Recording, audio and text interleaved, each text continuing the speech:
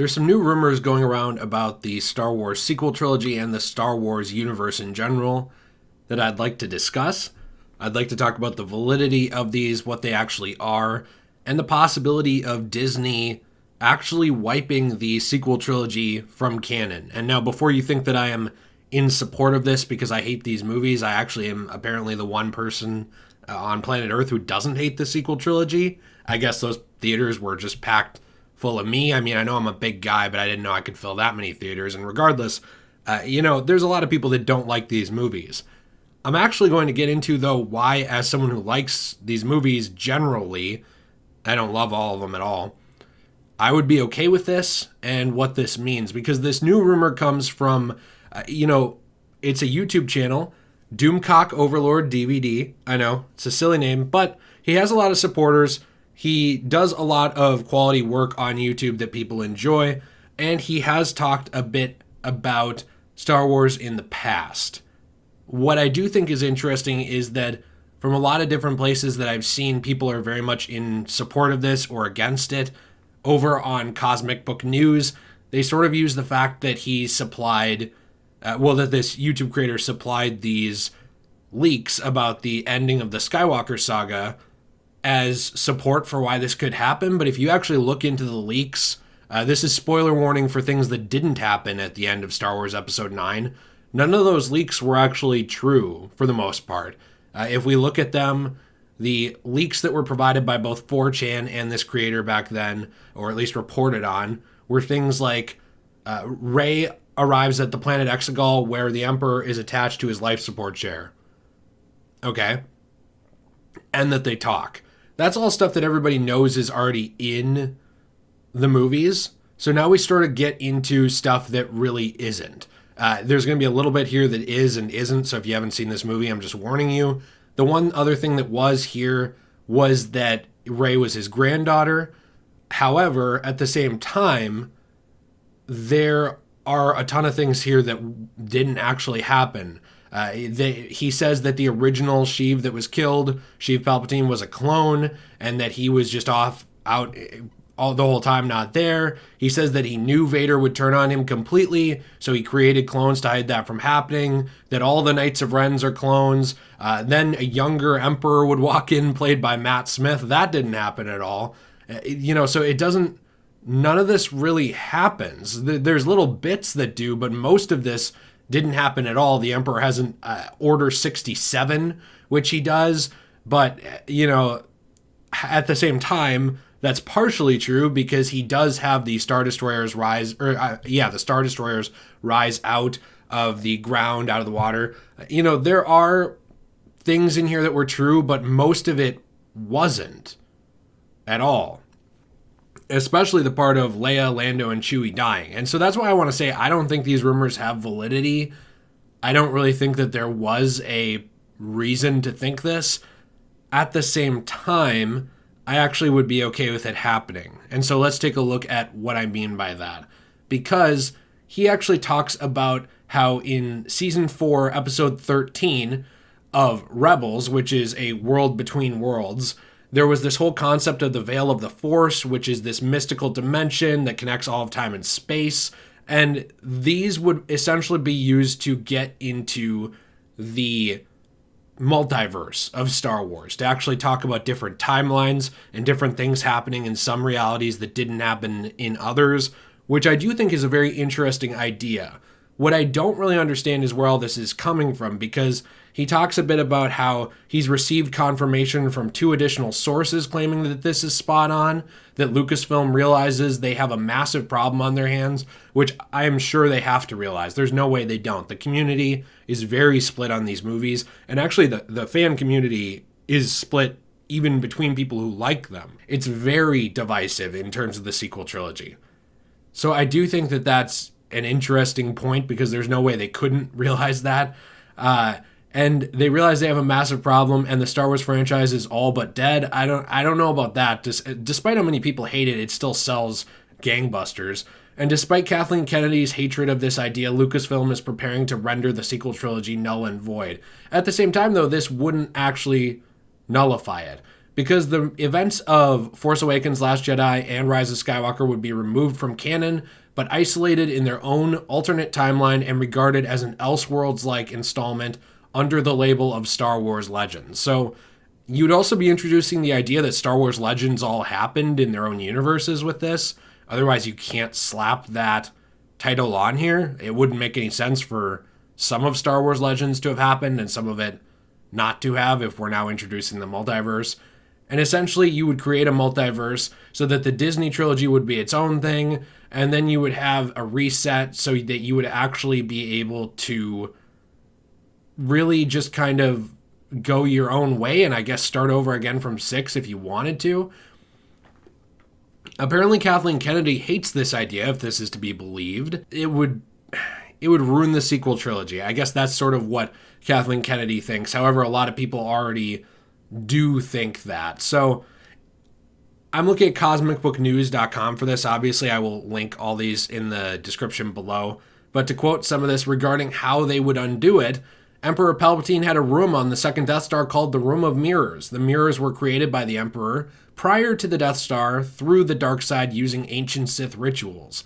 These mirrors linked to the veil of the Force serve many purposes.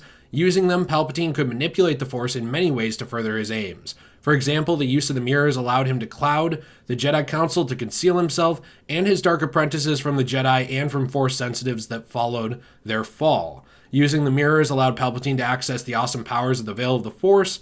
They were indispensable tools that allowed him to rise to the pinnacle of ultimate power. It is this conceit that explains how Palpatine survived Darth Vader throwing him down the shaft in the throne room of the Death Star. In desperation as he fell, Palpatine opened a portal to the Veil of the Force and entered it.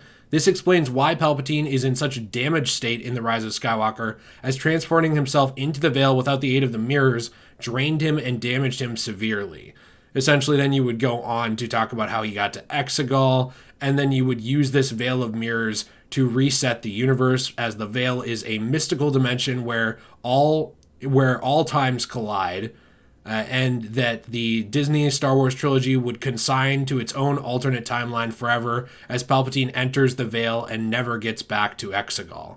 So, this would essentially, it goes on and on here in order to move it out of the continuity and really to get rid of the problems that people don't like, such as Han Solo's fate, Leia flying like Mary Poppins, etc. Now, in terms of proof, there is scenes that actually offer some interesting look into this whole mirrors idea. There is a scene with broken mirrors where one mirror is still intact, which Darkseid Rey emerges from in episode 9, and there is more of that in there, which Doomcock gets into. I think it's interesting to check out his video on this, because I'm not here to really credit or discredit his ideas. I more just want to talk about what it would mean, how it worked, without getting, totally down that rabbit hole, and what I think of it, because at the end of the day, as somebody who enjoyed this franchise, I actually enjoy Rey. I don't think she's some hardcore Mary Sue. However, I do think that was fixed later on. I do think that in 7, she has way too easy of a time at times compared to the previous heroes. However, at the same time, Anakin did too. He also had way too easy of a time in the original trilogy, in the prequel trilogy. He was only able to do all the things he did because he was the chosen one, and that was it. In the original writing, they didn't actually expand on that until things like the Clone Wars. And my point is that Star Wars has had some sloppy character writing issues ever since the original trilogy ended. And in fact, as much as I love this franchise, it could have stayed 3 movies and all of the problems that people have with it wouldn't exist. But here we are in 2020, still making stuff, and hey, I love a lot of it, so whatever. I think that Kylo Ren was done very well throughout the course of this trilogy. I thought that his transformation was interesting, even with the yo-yoing in The Last Jedi, and I think that this trilogy really could have been a lot better if it took longer. It was more well thought out. I think that episode 9 probably should have been 2 movies and gotten the Deathly Hallows treatment to actually expand on it, since not a lot progresses in 8. 8 is almost an interlude. There were a lot of issues with this trilogy is what I'm getting to, despite being someone who enjoys it. And frankly, the reason that I would be totally okay with this, with the idea of just moving this into its own timeline, is that I could still enjoy it in its own timeline without having to hear all the bitching about how terrible I am for liking it in any way. Because it would actually get people to shut up and find something else to talk about. I think that it would also get the people that are so pro-sequel that they can't see any problems with it to shut up a little bit and just enjoy it off on its own thing. And it would introduce an interesting concept to Star Wars, the multiverse, which I think you could do a lot with. What if now you had Luke from The Last Jedi meet, say, a Grandmaster Luke who never fell, who never lost faith in himself later on? What if you did Star Wars one-off stories that could work in alternate timelines that can't work in this universe? Almost similar to the Joaquin Phoenix Joker for DC. That wouldn't work super well in an established universe. If you said, hey, I want a Joker movie, but it needs to be based on the Heath Ledger one in the Dark Knight continuity now.